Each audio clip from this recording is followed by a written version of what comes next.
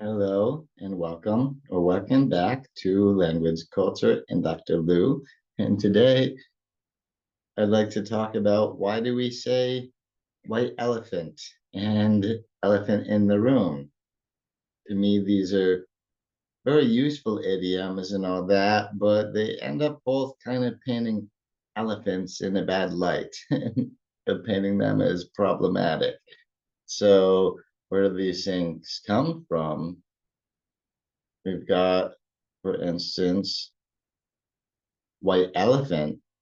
That is something that goes all the way back to Thailand, or actually, no, even earlier. Once upon a time, Thailand was known as Siam, actually, more than once upon a time, but still.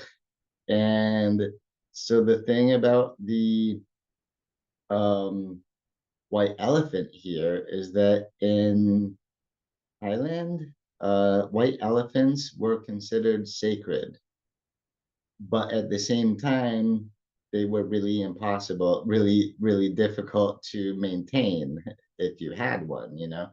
And so, what we mean today by white elephant would be a possession that's useless or troublesome, especially when it's really expensive to maintain.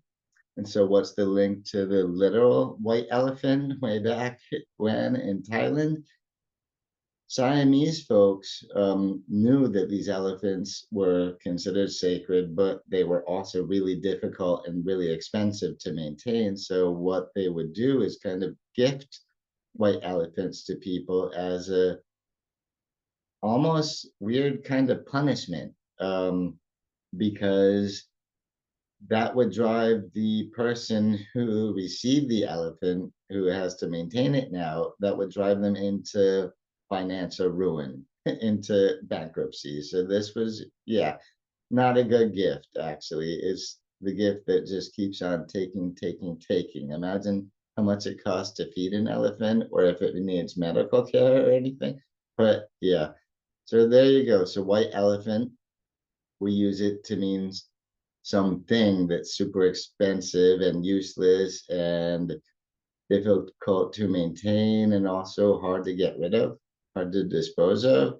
But that's all because, yeah, because of this sick, twisted joke, I guess, that Siamese folks used to play on each other. Well, sort of give people this gift as a punishment. That is twisted. And so, speaking of elephants being labeled as problems, we've got also another idiom, the elephant in the room. Of course, the elephant in the room, as we know, is if there's a problem that people will already recognize as a problem, they know about this, but everybody refuses to talk about it, to address it, because it's really uncomfortable and yeah, just really bad.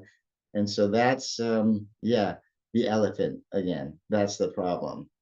And it's funny, I love this idiom because it comes from way back in 1814. There was a Russian fable, uh, so more than 200 years old now, a Russian fable called the Inquisitive Man.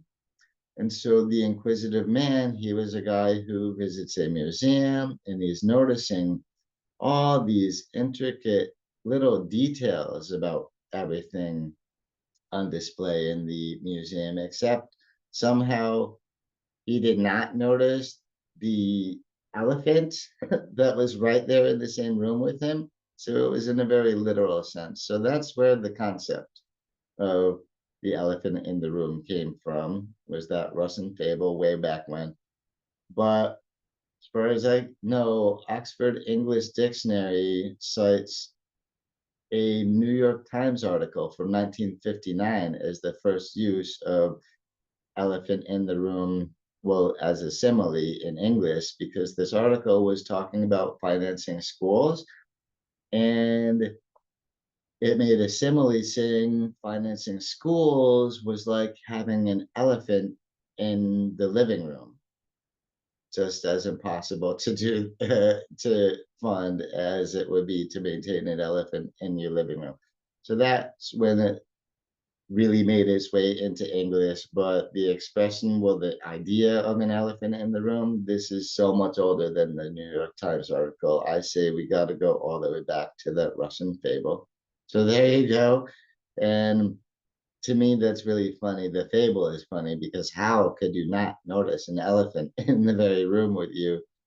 And so, yeah, this underscores how obvious a problem is that nobody wants to talk about.